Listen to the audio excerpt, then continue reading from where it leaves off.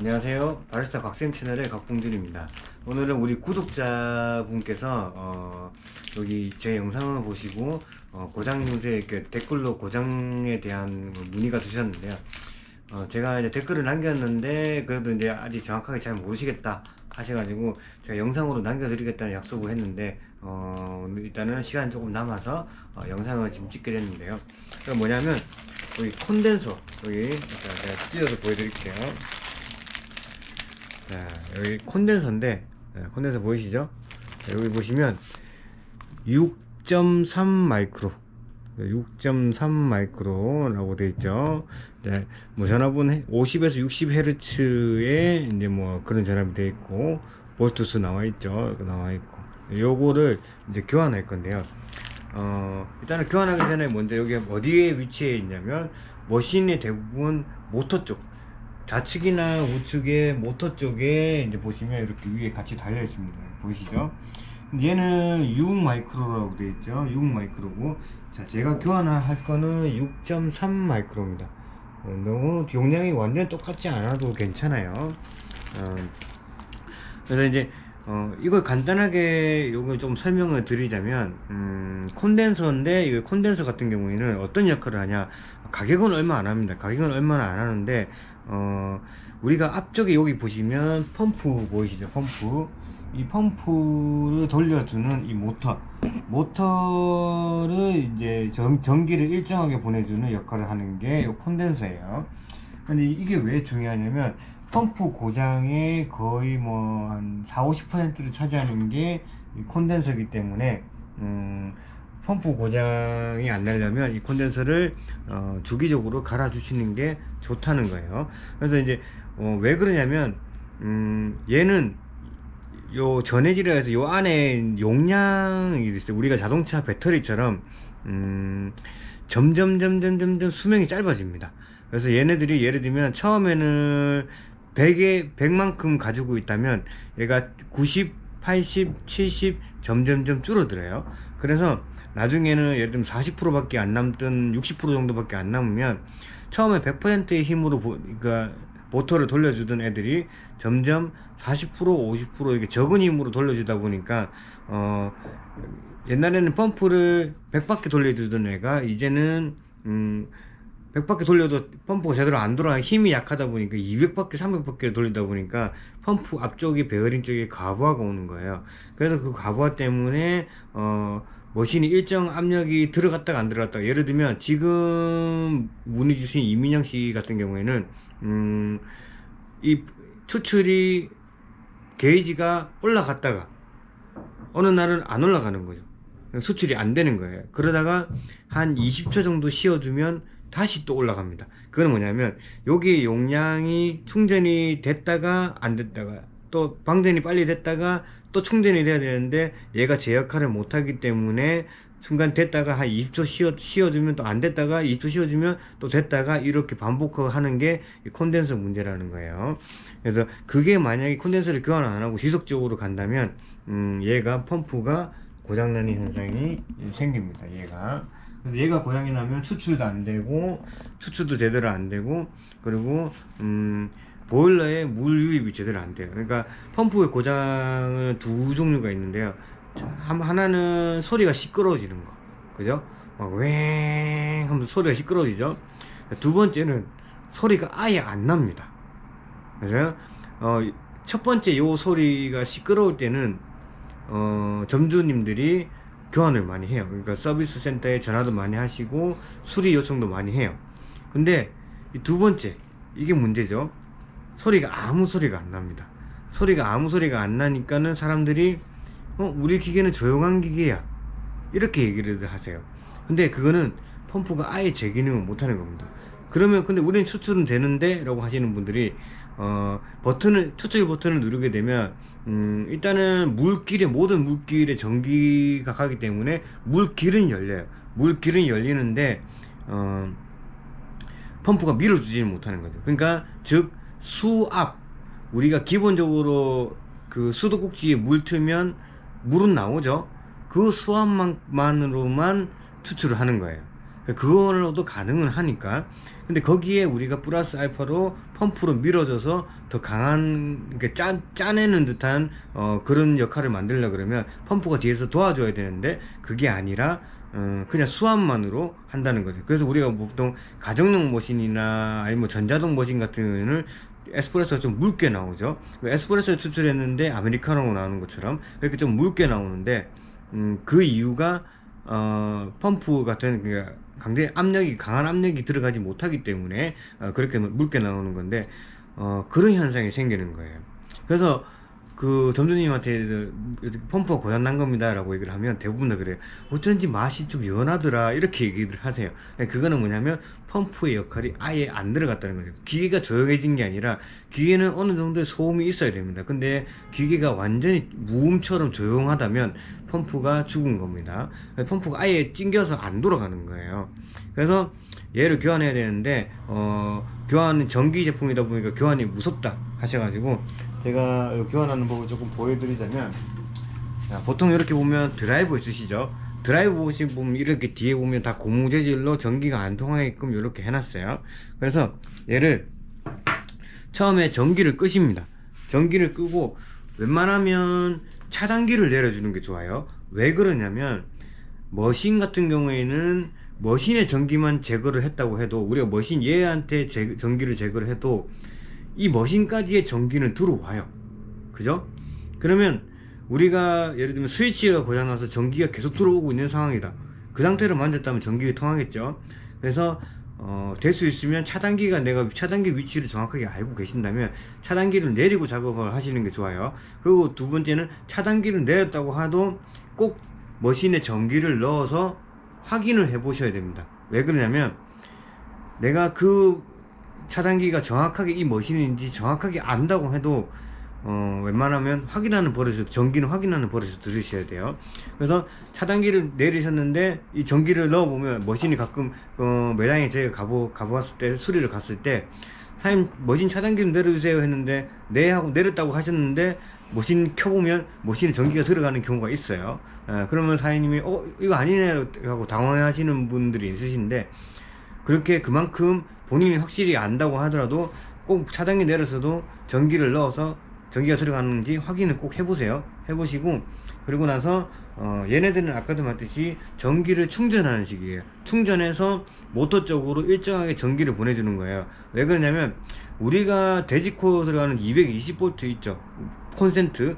그 콘센트에 들어가는 전기는 4인파라고 그래요. 4인파라고 해서, 그러니까 간략하게 설명을 드리자면 이 4인파, 그러니까 우리가 뭐 수학 시간에 배웠죠. 뭐 사인, 코사인, 뭐 탄젠트 이런 거 배우셨죠. 그 사인파, 각도 사인파에 대한 값이 들어온다고 해서 사인파라고 하는데, 그거를 뭐 어렵게 설명할 수도 있지만 간단하게 설명을 하면 좌측 우측에 들어오는 전기가 계속 바뀝니다. 그러면 왼쪽이 많이 들어올 때가 있고 오른쪽이 많이 들어올 때가 있고 뭐 이렇게 들어오게 되어 있는데, 그거를 얘가 하나로 충전을 시켜줍니다. 충전을 해서 모터 쪽으로 일정한 전기 값으로 보내주는 역할을 하는 게 콘덴서의 역할이에요. 그래서 얘가 충전되어 있기 때문에 그냥 만지면 찌릿합니다. 순간적으로. 우리가 메인보드 같은 경우에도 전기를 제거해도 바로 만지면 전기 통해요. 전기를 제거했는데 바로 만졌는데 메인보드인데 왜 전기가 통하느냐면, 메인보드에 거의 한 적게는 뭐 10개, 많게는 뭐 20개씩, 30개씩 막 이렇게 콘덴서가 막 꼽혀 있죠. 그 콘덴서 애들이 다 꼭 용량을 저장하는 건 아니지만 보통 콘덴서 전해질 들어가는 콘덴서가 한 2~3개씩은 들어가 있어요. 그러다 보니까 걔네들이 전기를 가지고 있어요. 그래서 만지면 막 심하게 통하는 건 아니지만 뭐 찌릿찌릿할 정도로 통합니다. 그래서 교환하는 때는, 자 보세요. 먼저 앞쪽에, 여기 나사 부분 보이시죠? 너트 부분. 여기 부분을 드라이버로 이렇게 툭툭툭 쳐서 방전을 시켜줍니다. 접지 비슷하게 해서 전기를 다른 쪽으로 흘려주는 거예요. 그러면 얘네들이 이 드라이브를 타고 방전이 됩니다. 방전 시켜준 다음에 이제 풀 수가 있는데, 스패너나 몽키 같은 걸로 풀 수 있는데 위치가 조금 저희 같은 경우는, 얘 같은 경우는 왼쪽에 옆부분에 있죠. 보통 옆에 까보면 잘 모르시겠으면 위판을 까보세요. 위판을 까봐서 위에서 보면 모터가 왼쪽에 달려 있든지 오른쪽에 달려 있든지, 또는 왼쪽에서 그러니까 위에서 분해가 가능한지 아니면 옆판을 분해를 해야 되는지를 확인을 하셔야 됩니다. 근데 얘 같은 경우에는 위에서 보시면 작업할 수가 없게 돼 있죠. 그죠? 위에서 위판에서 봤을 때는 여기 앞에 육각 나사를 풀어야 되는데 작업을 할 수가 없게 돼 있죠. 그래서 옆을 분해를 해야 돼요. 얘 같은 경우에는 옆으로 분해해야지 얘를 깔 수가 있겠죠. 그래서 몇 밀리냐면 14mm입니다. 14mm 14mm 수치에 스패너 가지고 풀어주시면 되는데, 푸는 거는 나사에서 왼쪽 방향으로 풀어주시면 됩니다. 이렇게 풀어주시면 돼요. 풀어주시고 아니 뭉치로 푸셔도 돼요. 그 다음에 손으로 이렇게 푸시면 돼요. 얘를 잡고 얘 풀어주시면 더 좋아요.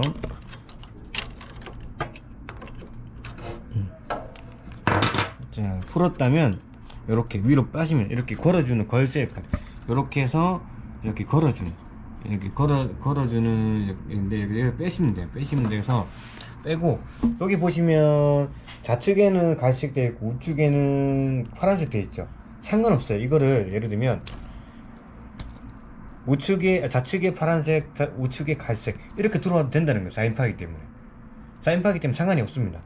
그 대신 이제 이렇게 만약에 이렇게 끼우셨는데 너무 힘이 좋다, 머신이 막 왜 이렇게 너무 힘이 좋아졌다 갑자기, 그러면 이렇게 반대로 바꿔 끼우시면 조금 약해질 수도 있습니다.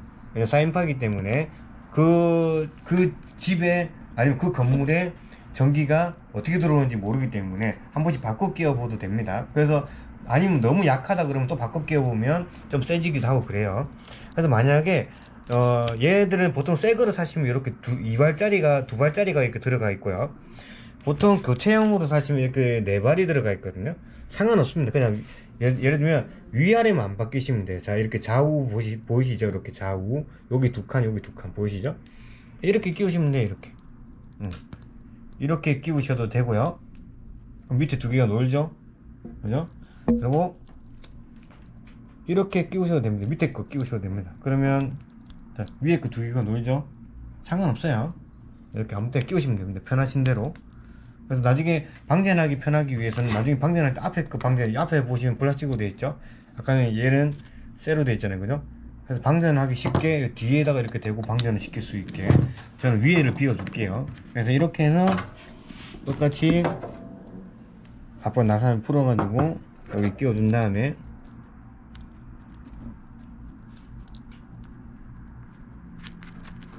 여기 걸어 주시면 돼요. 걸어줘서